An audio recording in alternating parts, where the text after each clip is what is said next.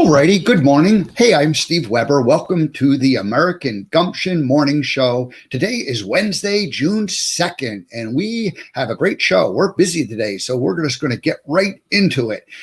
Show number 183, broadcasting still with spirituality going wild and soon to be other networks. But we're also broadcasting on the American Gumption YouTube channel and Facebook page. So things are evolving, constant in motion. So everything is good. Everything is working out the way it's supposed to be. So again, welcome to today's show.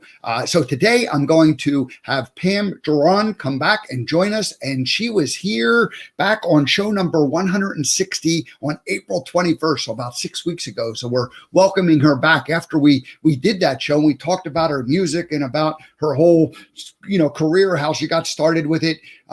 We ended up having a little off-air conversation, and that led right into what we're going to talk about today. And we're going to talk about Synchro-Destinies. And that is from our friend Deepak Chopra, a book he wrote back in 2005.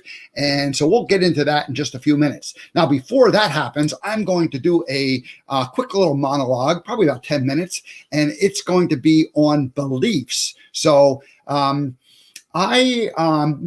I'll tell you all about that as I get into it, but basically beliefs is what it is. What are my beliefs? 2014, I laid them out. All righty. So great. All right. Now, let's see. Tomorrow, Thursday, Shani Alvarez. Shani comes back. She was here 3 weeks ago, I guess, 2 weeks ago.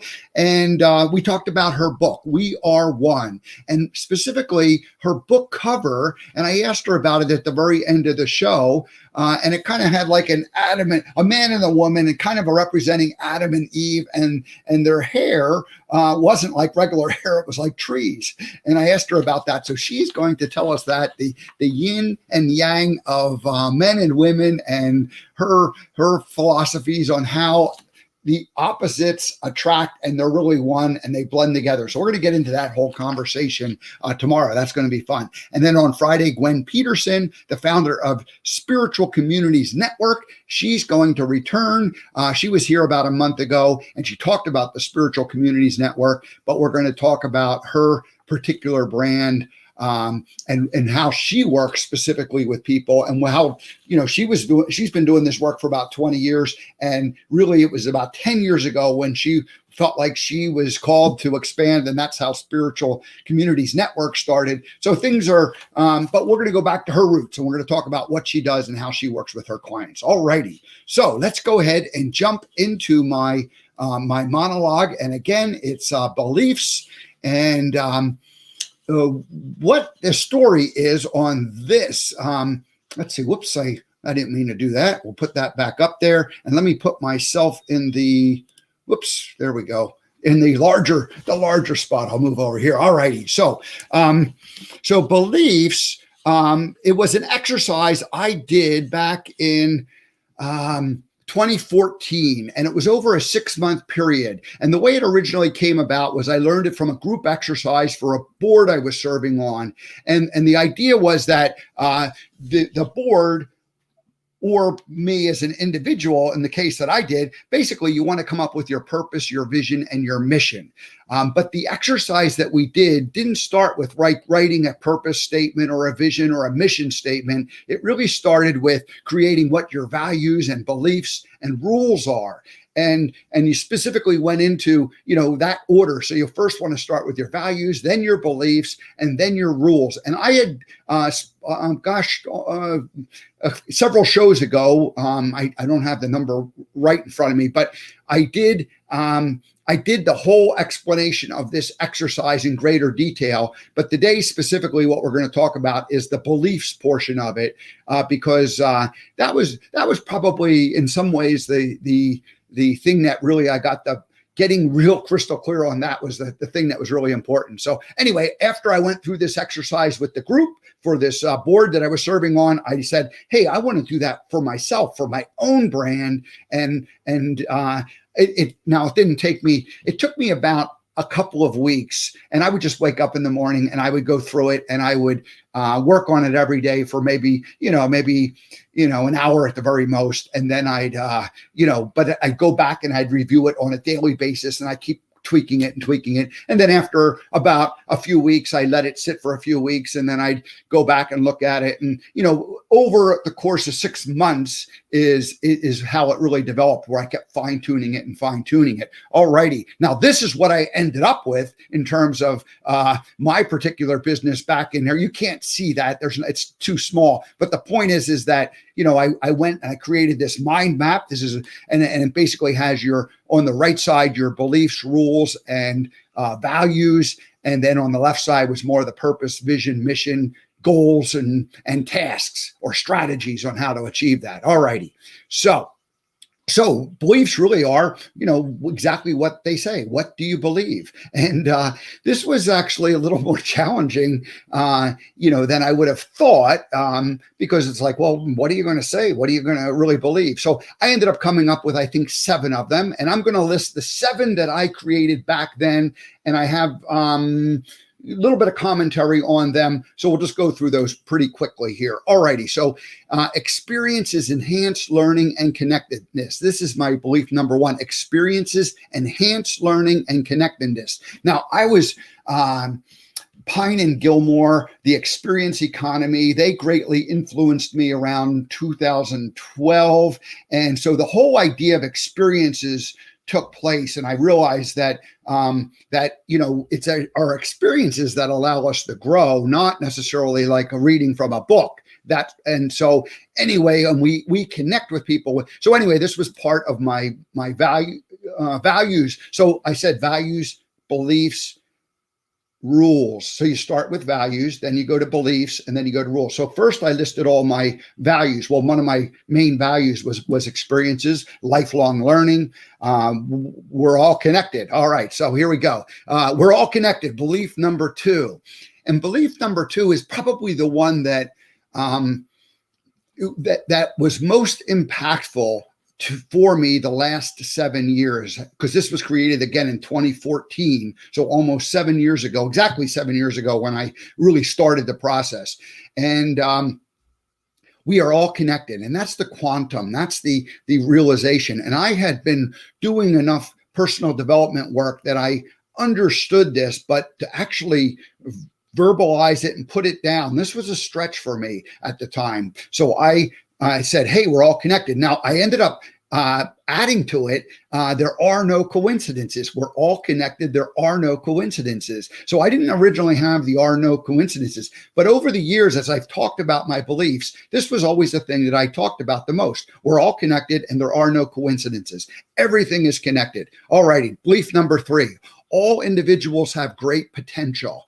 And this is, this is really at the heart of the American Gumption brand today, with the belief that everybody that I interview is an ordinary person living an extraordinary life.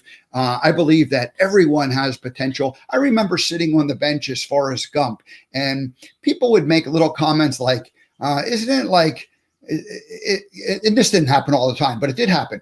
So they say, isn't it kind of annoying having to talk to people? And I was like always kind of dumbfounded when people would ask me that question, because no, actually, if it was annoying, I would have been a terrible Forrest Gump impersonator, and I wouldn't have been able to do what I did, because I loved people. I loved talking to people, and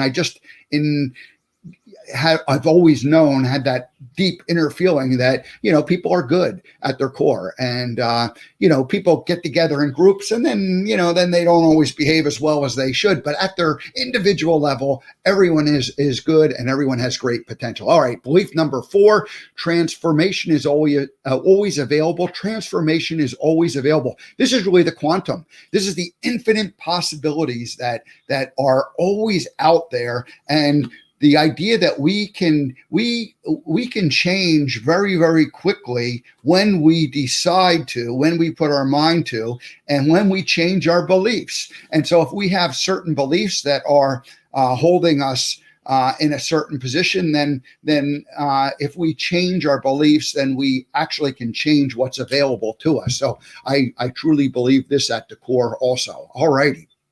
Number 5, life is a journey and continuous learning opportunity. Again, this is the lifelong learning piece part in, and it's life is a journey. This is life lesson number 3 from the movie Forrest Gump. That's really what the movie is all about. Forrest just goes through his life chapter. He's always growing. He's always experiencing something new. And within his life journey, he has different life chapters. And so that is foundational in terms of what one of my beliefs really is. All righty. So number 6 is responsibility is the foundation of personal freedom. So responsibility, obviously one of my values. The 3 life lessons the 3 principles of Gumption are personal responsibility for the way you think. Whoops, where's my finger at? How do I get it to show up on it? There it is. The way you think, the way you act, and the way you interact with others. So your thoughts, actions, interactions with others, that's personal responsibility. And that is really at the heart of Gumption. And of course, when you do take responsibility for your thoughts, actions, and interactions, then you can be personally free. All righty. And the last one, taking action always leads to results. Taking action always leads to results. Now, this is the only belief that I think I'm going to modify a bit, and I haven't figured out the exact wording, but I like the taking action part a lot. But the part where I think always is the word that's getting me, and results also, because we have in mind a direction that we want to go, and the problem I'm having with this is that we have this result in mind. And the taking action won't always lead directly to that kind of a result. So that's really the rethinking of it. So what I'm thinking about as I look at this, and again, this is from 7 years ago, but taking action always like breaks the log jam, or taking action will always get you unstuck. Taking action will always like move the ball forward, allow you to kind of get out of that spot that you're at. So I'm a great believer in taking action, but I'm going to have to modify this one a little bit just because, I think that it almost like tries to connect 2 things that are not necessarily directly connected. And so I like the taking action part a lot, but I don't necessarily believe it'll get to the result that you want each and every time. So anyway, we'll figure that out. So now, just to kind of summarize, this original list that I made up 7 years ago has held up remarkably well. I read it today, and there was a time when I read it like quite a bit, but it had been a while since I went back and visited it. And so I really started thinking it through again, and it's held up, like I said. And I now can look at it and go, it was a forward-looking set of beliefs.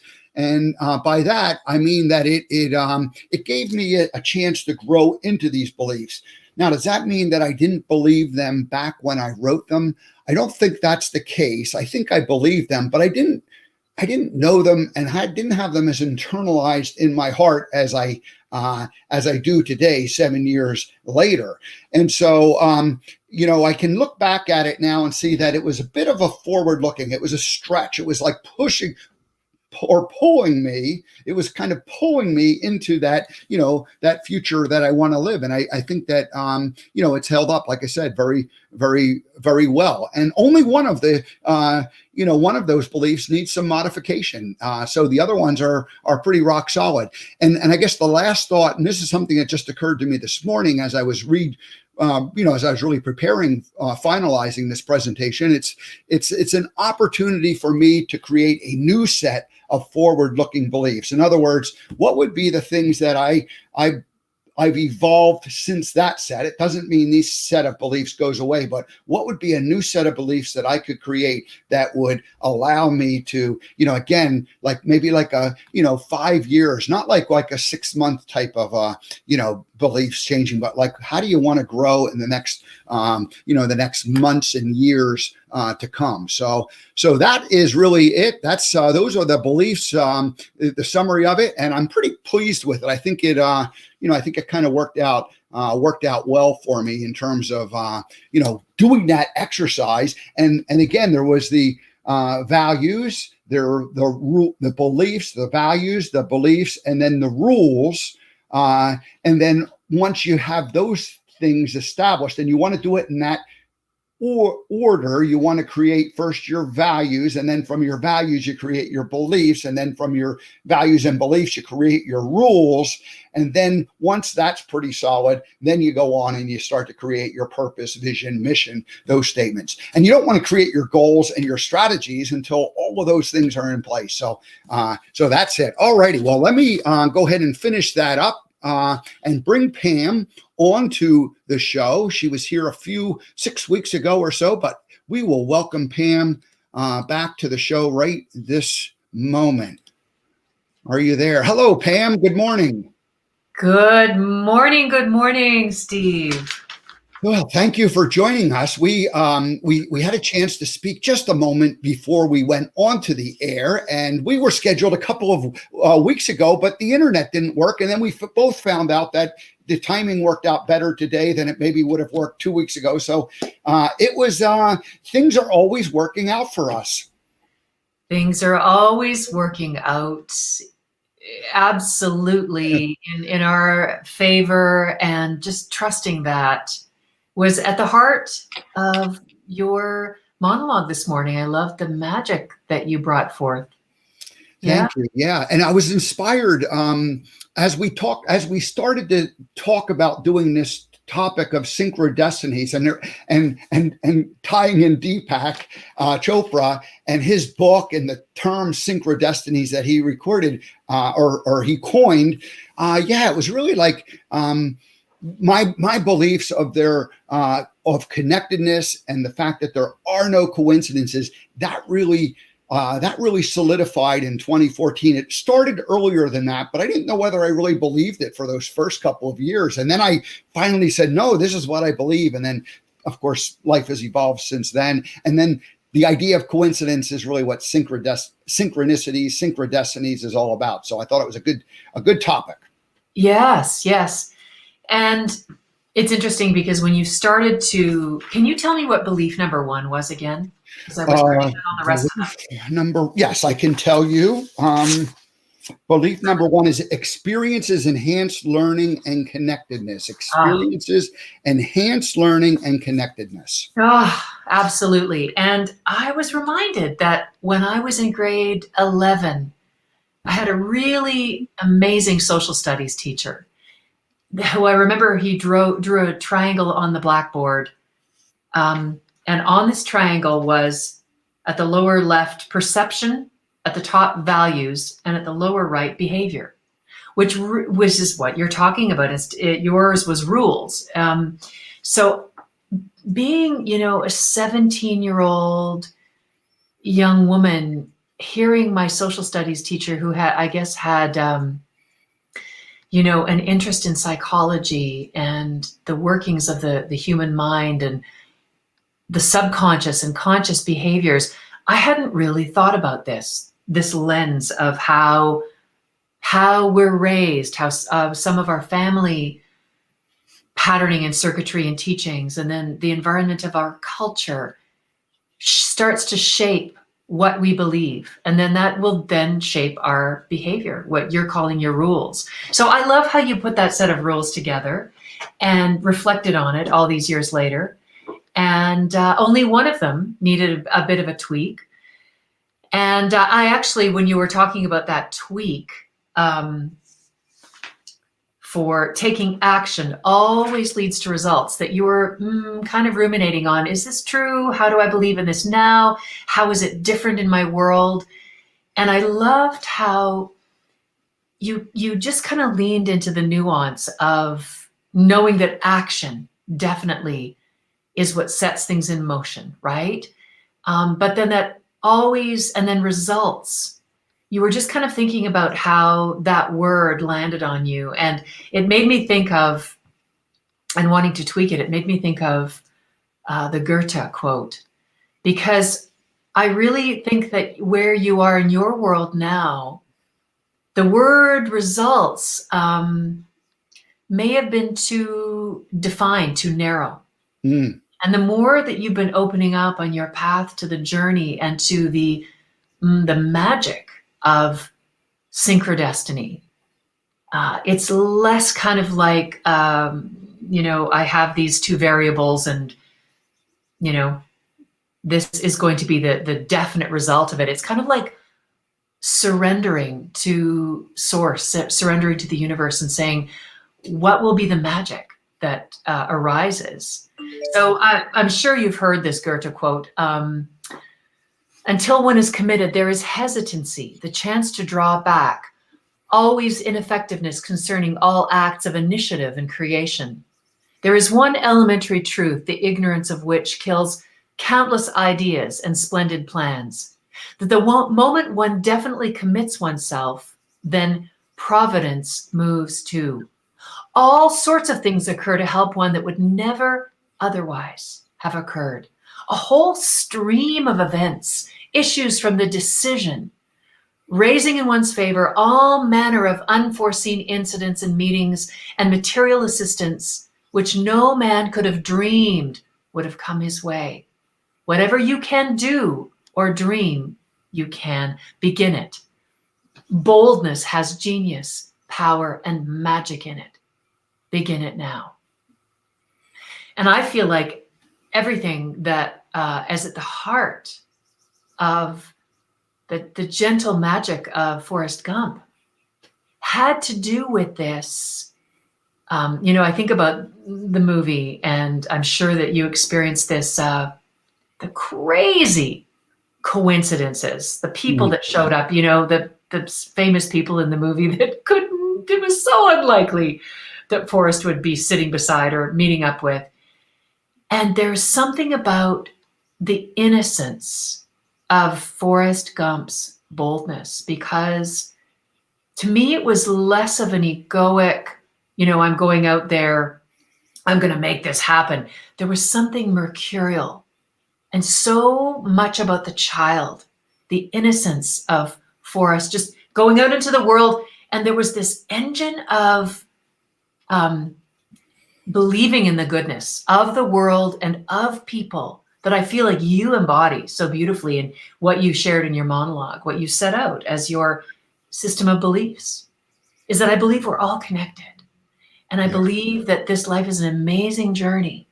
And the boldness, Forrest just deciding, well, I'm going out with my suitcase and I'm going to walk, I'm going to run, I'm going to meet all these people. Incredible boldness that most people would just, never step out on that path. So I think that boldness has genius, power, and magic in it, really informs everything that you expressed this morning. Well, thank you, Pam. And you, I think if we bring the law of attraction into it, it's the allowing part. We can set our intention, and we do have to take action. So the intention is the result that we want, and then we take the action, but that in between is the allowing part that is so important, and letting the universe, the quantum, be the breadcrumbs that we just experience along the way. And so I think that the reason why that quote is not, or that one that I want to tweak a little bit, is because I now understand there is no, action doesn't produce the result. Action gets you moving, but the result comes about in kind of that mysterious, in what we call coincidence. But it really is that universe, our inner spirit, our angel guides who are all directing us. And I didn't have that when I wrote that back 7 years ago. I didn't have that awareness. And really, it's only been the last couple of years that awareness has come in. So anyway, so good. Thank you so much for listening and for sharing and making that interesting. Yeah, thanks. Yeah. Well, and it's as you say, it's really opening to this greater energy in the universe that's always guiding us, and having the courage to listen. Mm-hmm. And Einstein described synchronicity he called it spooky action at a distance. You know, the mind will try to make sense of what is happening. And it's, you know, I really believe that it's fascinating that we as humans we're meaning makers. We need to know why, how is this happening?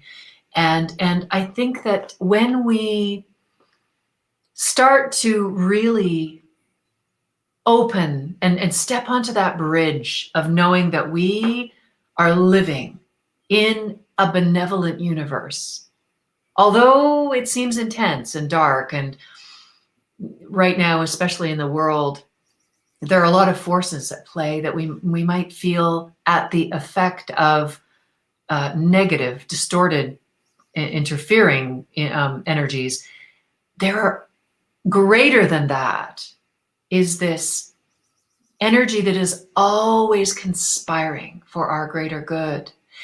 And I believe that whatever happens in our life, you know, we may use words that fall into the duality, you know, the register of good or bad or anything in between. But I believe that whatever is arising in our experience is here to show us who we are.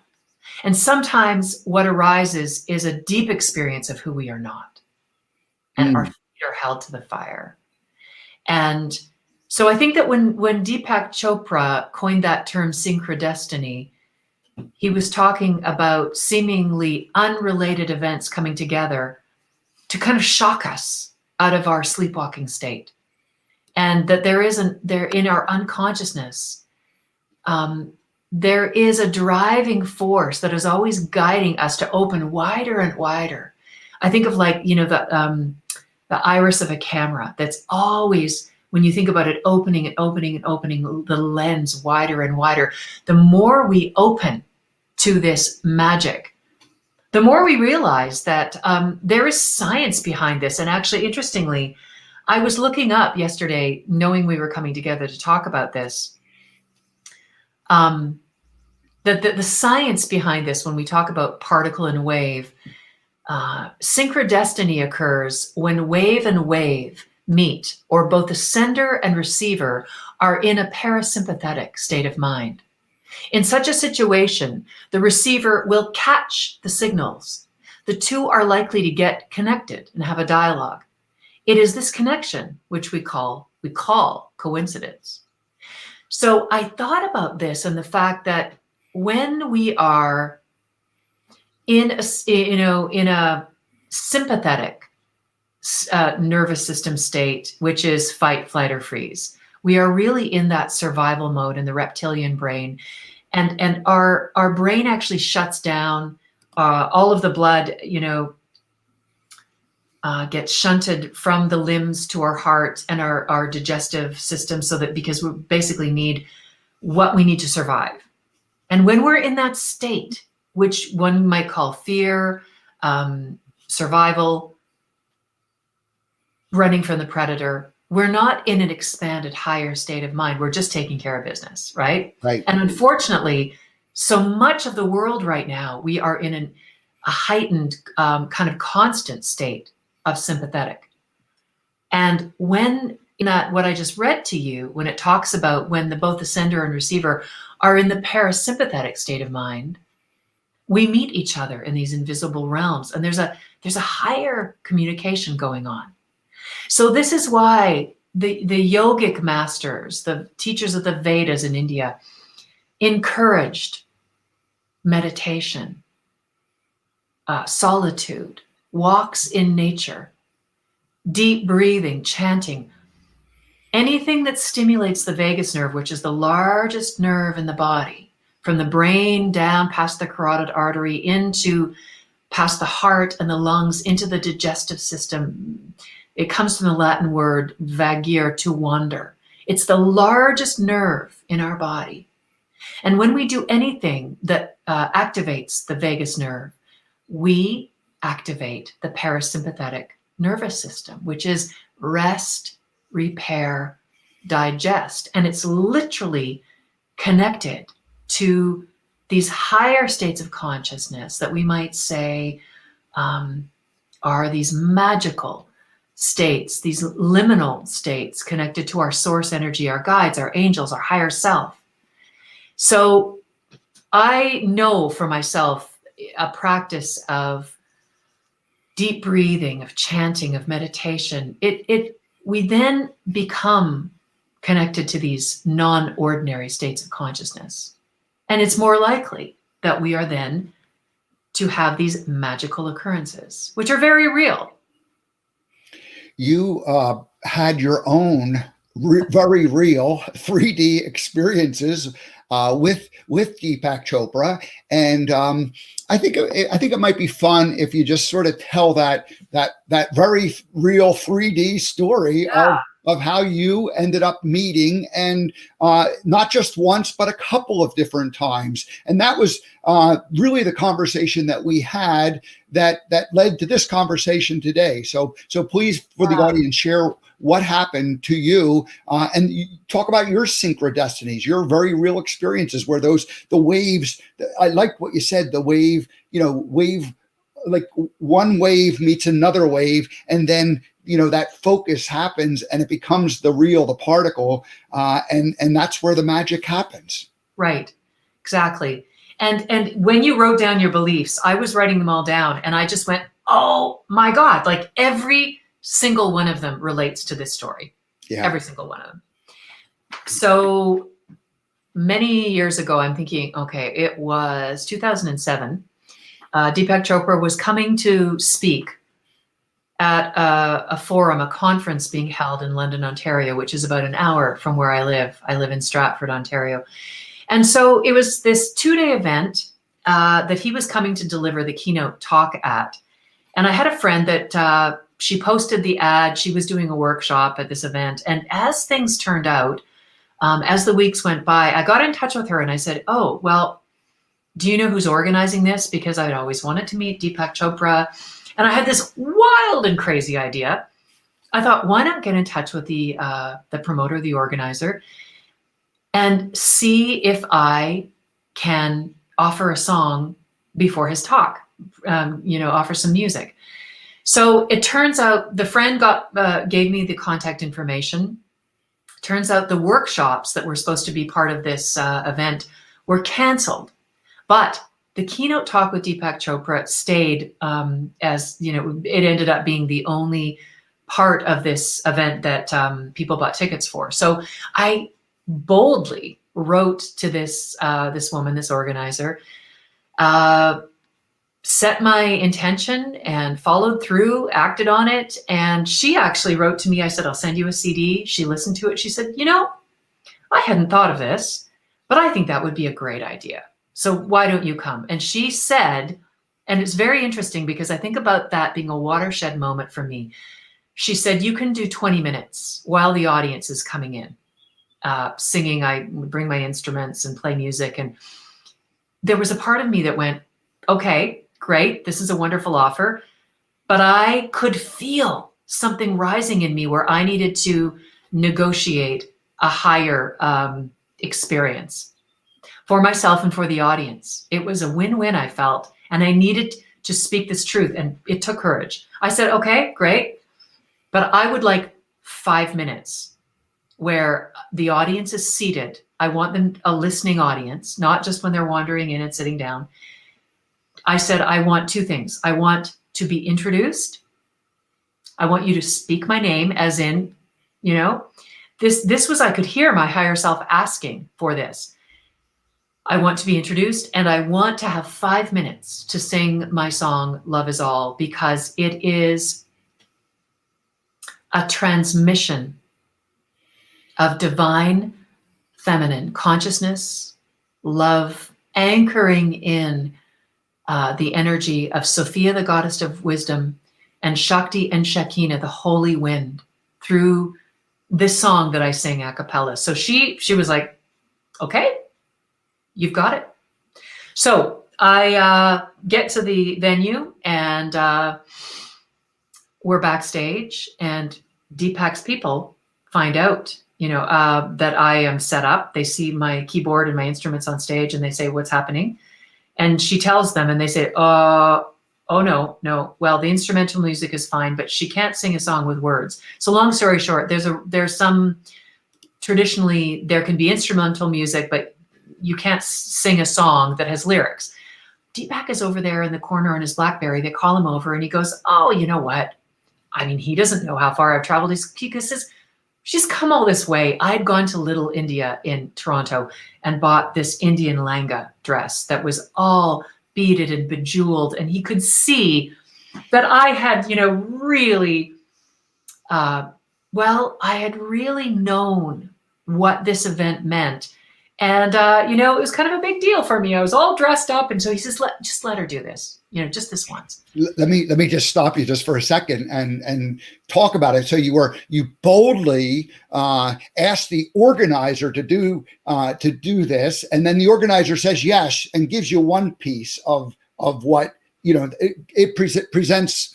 Okay, 20 minutes, but you, listening to your higher self, realize that no, that's great, but we really need to do this. So you kind of push and you go and get like a specific where you're going to do like that introduction song for 5 minutes, and the organizer again agrees. Then you get there all set to do that, and Deepak's people are like, no, we're not doing any of that. And then somehow or another, Deepak says, oh well, let's just change the rules. Let's just do it.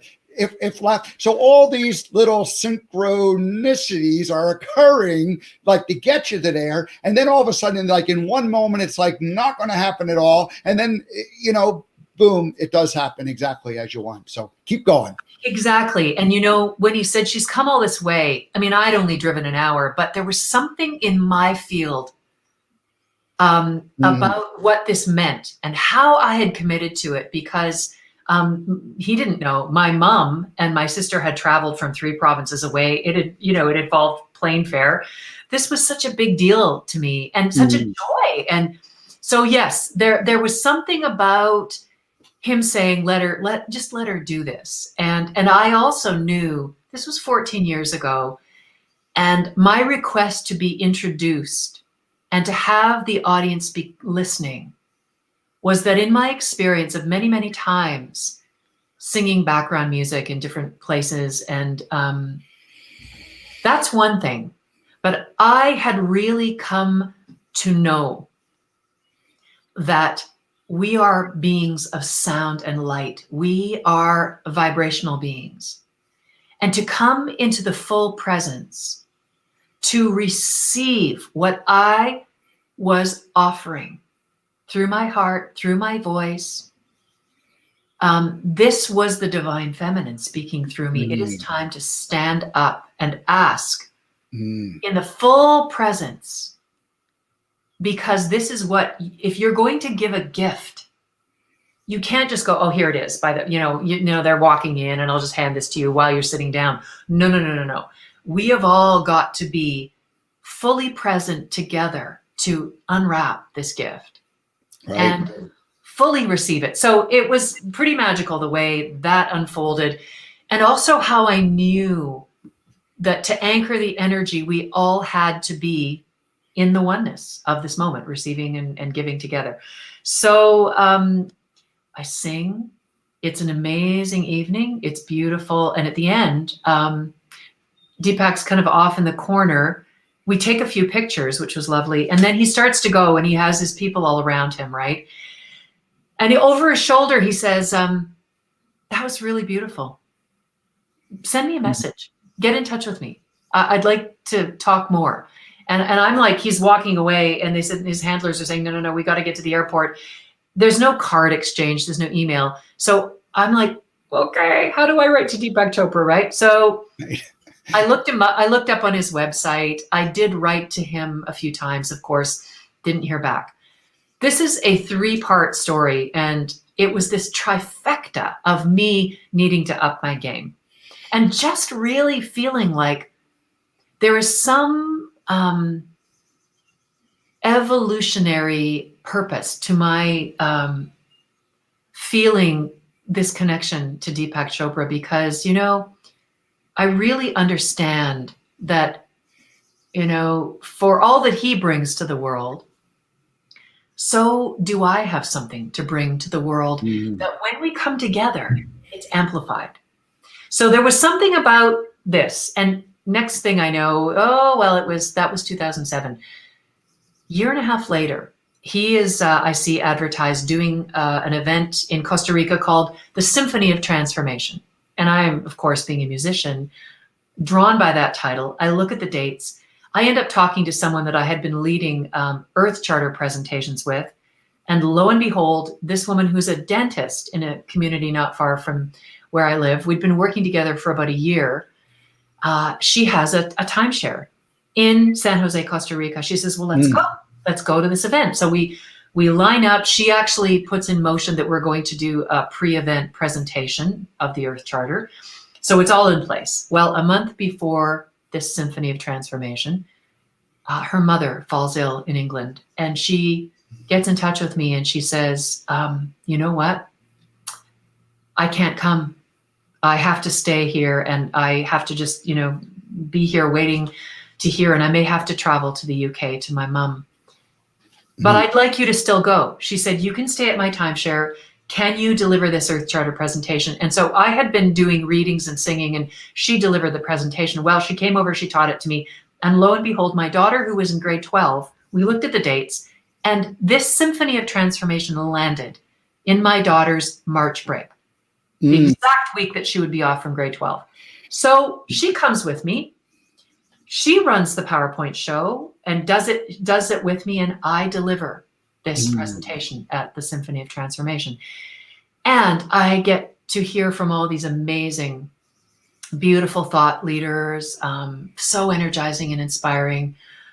Marianne Williamson, Deepak Chopra, again, a lot of different beautiful teachers and authors and leaders. And that particular week-long event, I didn't feel called to go up to Deepak or introduce myself.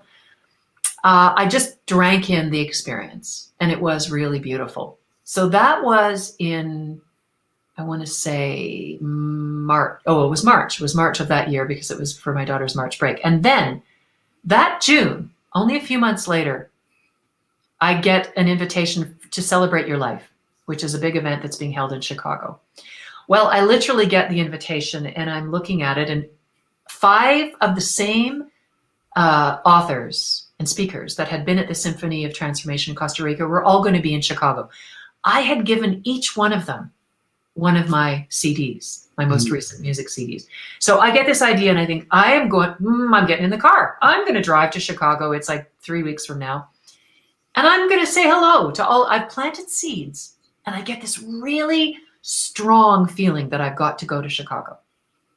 And, my husband is standing over my shoulder as I'm looking at the website, and he is so my partner in crime. I say this in the best way because he really gets that when I need to do something and follow through, I need to do this, and don't question it, right? So he's looking over my shoulder, and he sees like the lunch menu things. He goes, so what are you going to pick for your lunch? And he's just like, this is happening. You're going, right? So I book my ticket. I get in the car. I drive to Chicago. And, I had just the 3 years leading up to that, I'd been going to England and doing workshops and concerts at the Mind, Body, Spirit Festival in London, England. And every time I went there, I felt like I expanded more. Every time I left my Canadian soil, we Canadians can tend to be, a little, let's just say we have a little less American gumption than you do. When I think of the American dream and Americans being bold, Canadians are known for being quite reserved and apologetic, and we don't kind of toot our own horn much, right? And that's a beautiful thing. But when I went to England and had these experiences, I felt some of that tenuousness, that, it kind of felt like something that was holding me back. I felt it enlarge and enlarge. And when I got to Chicago, I was feeling like, okay, this is where I'm going to be meeting people that I'm going to co-create with as part of my new, larger global identity that is not about one country or one way of being. It's about this universal energy that's arising, about stepping in to our bold voices, our truth, about being here as agents for change at this amazing time of awakening on planet Earth. So I'm pretty fired up. I check into my hotel. I decide to go find some food. Somebody says at the front desk, there's this mall down this, it's got a food court. And I'm thinking, okay, I'll go see what they've got at this mall. I think there was something I needed to pick up at the mall anyways. I go into the food court and I have literally Chinese food. I think it was called Panda Express. We don't have this in Canada. And I eat my lunch, and I, at the end, have a fortune cookie, and I open it up. And I literally just go, oh my God. The fortune cookie says, you have the urge and ability for great accomplishments. Mm. Now this is a fortune cookie, right? You think it's a small thing. It might as well have been, skywriting or a billboard. A billboard written in neon lights. And I literally, Steve, said to myself, yes, I do have the urge and ability for great accomplishments. And I said out loud, and this weekend, this is where I'm going to meet the people who are going to activate and energize in me this feeling, this way of being. So I take this little fortune cookie and I start to tuck it into my red wallet. And I look to the doorway of the food court. I'm about to get up and leave.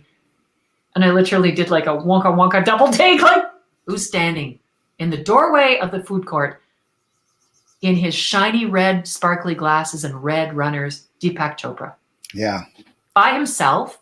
Every time I've ever seen him, he's always surrounded by people, He does go places by himself. So he's standing there with his hands in his pockets. And I'm like, oh my God. And I can literally feel divine providence. Like this electricity. And I hear this quiet but very determined voice say, there you go. You walk over there and say hello. And my little Canadian me went, no, again. And I shrank. I could literally feel this little debate going on in me. And I just quietly, this is the wave meeting the wave. What I read at the beginning, and how there is this field that draws us together mysteriously, magically. So I do wander over, and there he's standing at the door of the food court, and he looks at me, and I actually don't even have to say anything. He goes, oh, hello. I know you. You sang at an event that I did in Canada, didn't you? Now, he says, and your name? And so I introduce myself. I say, I'm Pam Gerrand. And he says, it was London, Ontario. So he had this memory, and I'm just literally standing there going, is this really happening? So he says, so are you in town for Celebrate Your Life? And I said, yes. He says, are you singing at the event? I said, I'm not. I'm here to meet people. And I said, and you're the very first one. And he kind of smiles.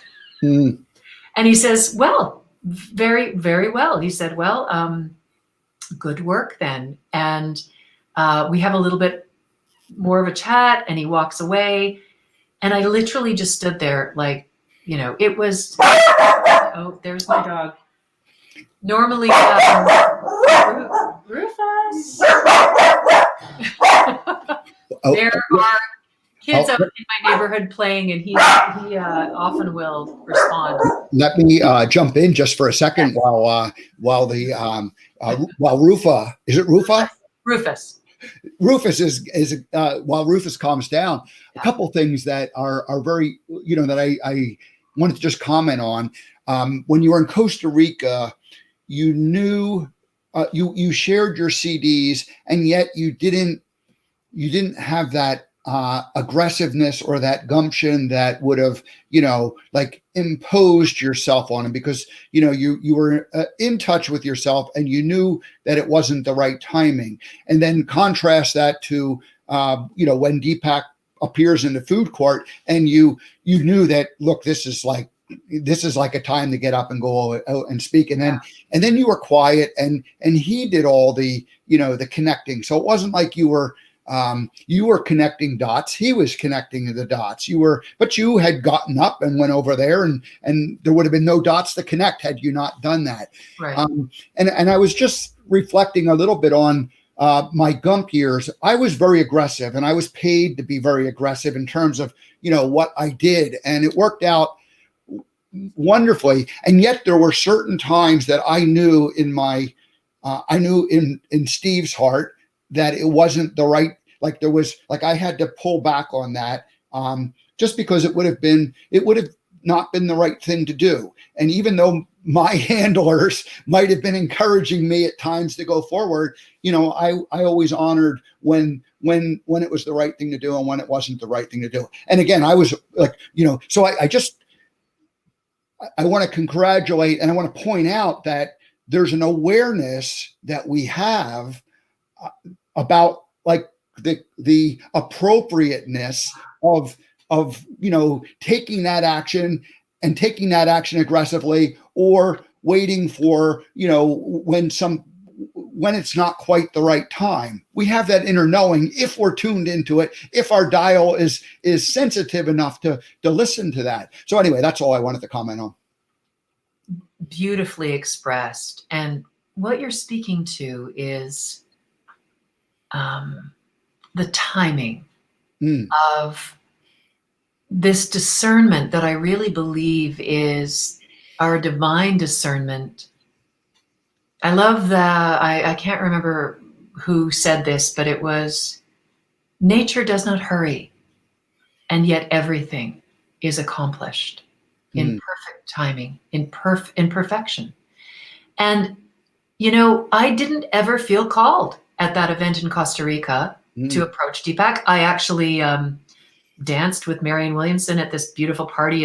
They closed down the zoo, and we had this amazing party in the warm, soft air. There were other people I connected with. I had an amazing workshop with Alberto Villoldo of the Four Winds Society, the shaman. There were other people I connected with at that time that I was drawn to. Now, looking back on it and reflecting on it, maybe if I had, there would have been an exchange at that time. All I know is that it was meant to be this trifecta, 3 parts. And I think about, anything the triangle that I think about my social studies teacher, perception, values, behavior. There's something very magical about 3. Yeah. And the third time was, how kooky is this? There was London, Ontario, there was San Jose, Costa Rica, and then I'm called to drive to Chicago in June. It was hot. My air conditioning broke on the way down. I'll tell you, it was a sweaty journey.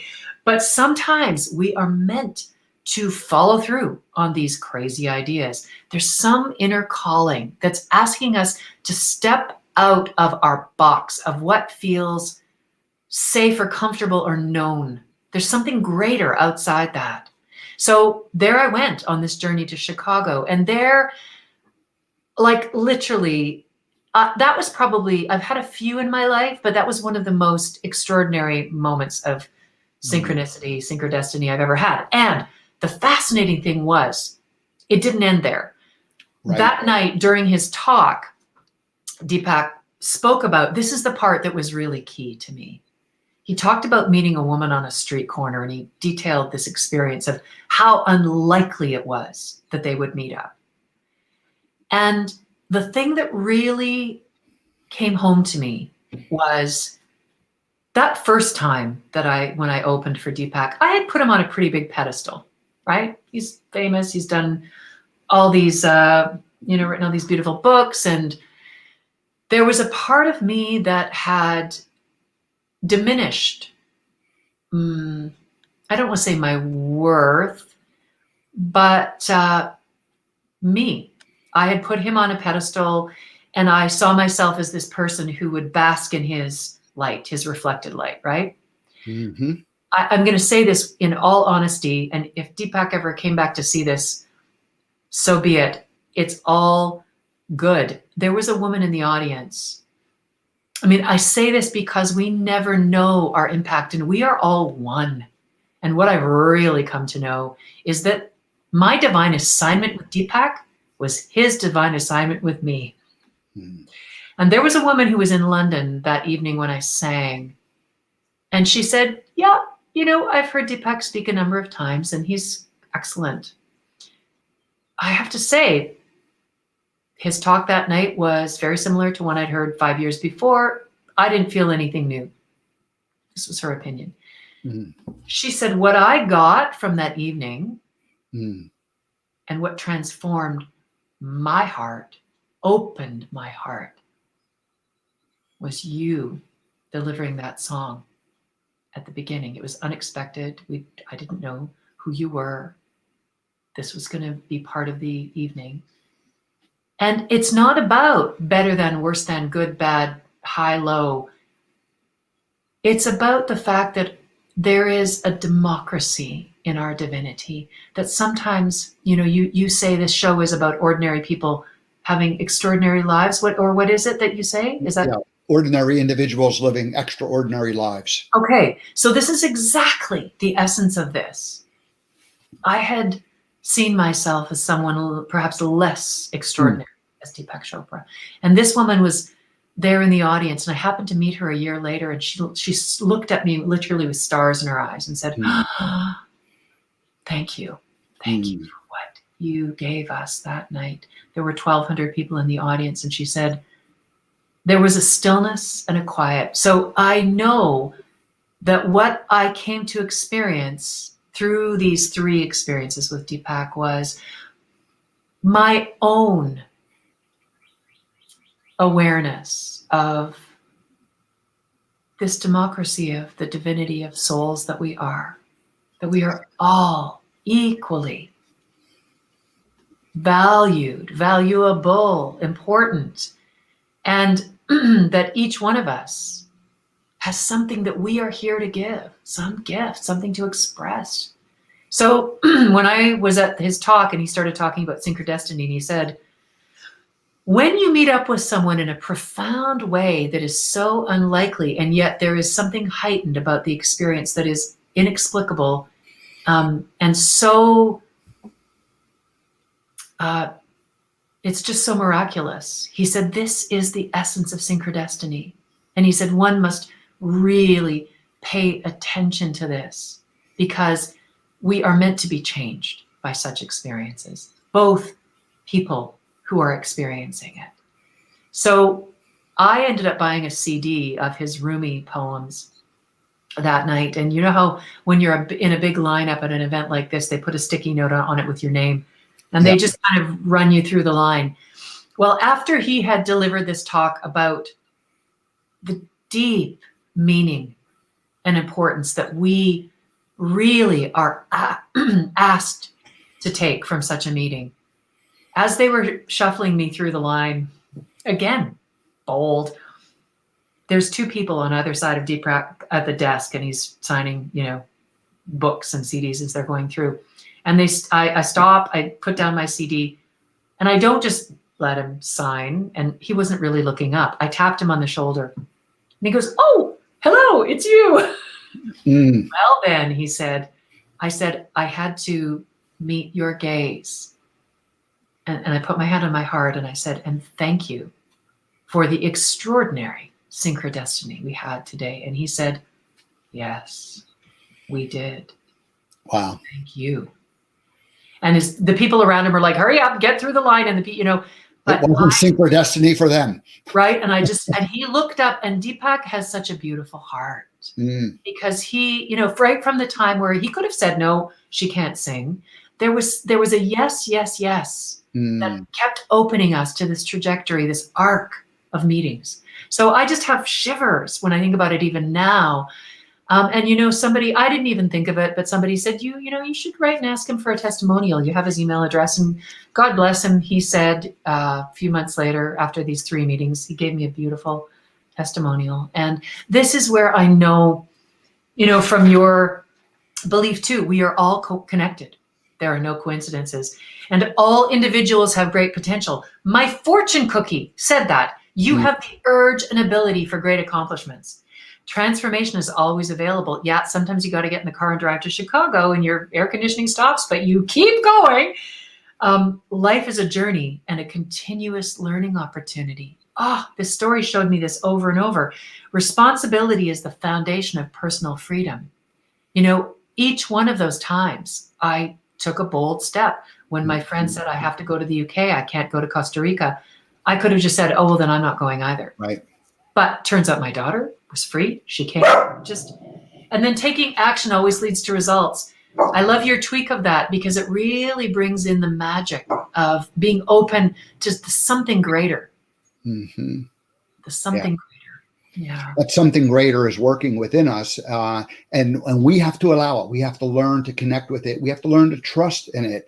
And as we're kind of coming to the end of our time together, I just want to read one line from your bio, which I didn't read this time, but it says Pam has performed her original music at keynote talks given by Stephen Lewis, Margaret Trudeau, Deepak Chopra, Byron Katie, Bruce Lipton, Don Miguel Ruiz, and Barbara Marx Hubbard. And really it was that story of the trio of Synchro-Destinies with Deepak that led to all of that. None of those, like you becoming an opening act for, a musical complement to all of those great inspirational spiritual teachers, and so that it just is funny, it's just, this is how the universe works. We take a chance, we be bold, we live with gumption, we know when to be aggressive, we know when to, just let the universe work its magic, and then we go with it, and and then things happen that we can't orchestrate like on our own. We cannot write the script for first I'm going to go do this, then I'm going to go do this, then I'm going to go do this, and this is going to happen. All we can do is say, I'm going to do this one thing because I'm being called to it, and I have some reason that I have to go do it. And you did that, and then that led to the second meeting, and then the third meeting, and then of course, where you your career you had a whole new sets of opportunities. So congratulations. Thank you, Steve. Yeah. So what's the last word on this? Because we will wrap up. I'll honor your time and our audience's time. What do you want to say about it? Let me just throw, and I'll put Deepak's book back up on the screen, because really it was his inspiration. This is the cover of his book, Synchro-Destiny, and the subtitle here says, Harnessing the Infinite Power of Coincidence to Create Miracles. Harnessing the infinite power of coincidence to create miracles. I just love it. Yeah. Because I'm a poet, I hear alliterations all the time. And I just heard aggressive, then I heard the word alchemy, and then I heard the word ally. So I, just like you, tweaked one of your beliefs from my heart. I feel like I want to tweak the word when you said sometimes you need to be aggressive. And that's from your point of view in your world. Maybe that's how you see it. Maybe it's just because I'm Canadian. I've really in my own world been seeing where bold action actually has nothing to do with aggression or being aggressive. Mm-hmm. And I feel like it is the alchemical tool when we act boldly on our intuition, on these nudges, where we call forth the allies that we are meant to co-create our world with, make our difference in the world with. And when I say call forth our allies, they may be people, they may be places, they may be organizations, they may be ways of being, new strengths that we find in ourselves, new ways of holding our thought forms so clearly and confidently and courageously that we are literally transformed.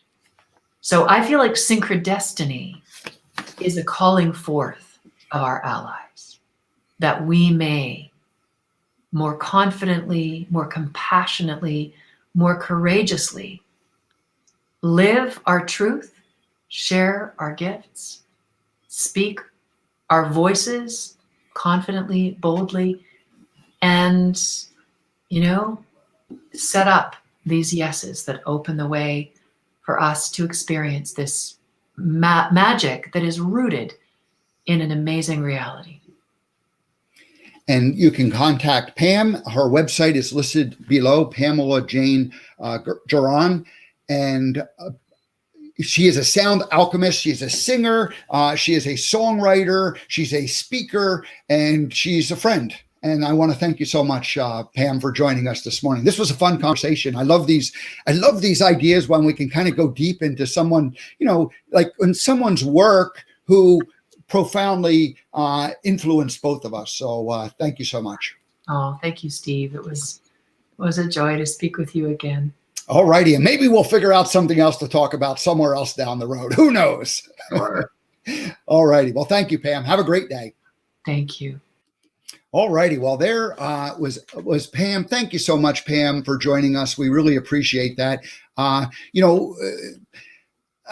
gave, when I left Montana, just almost coming up on 2 years ago, I had, I don't know how many books. I got rid of probably 1,000 books. And Synchro-Destiny was one of the books that I got rid of. I kept one little small box of books, and so I had to get rid of them.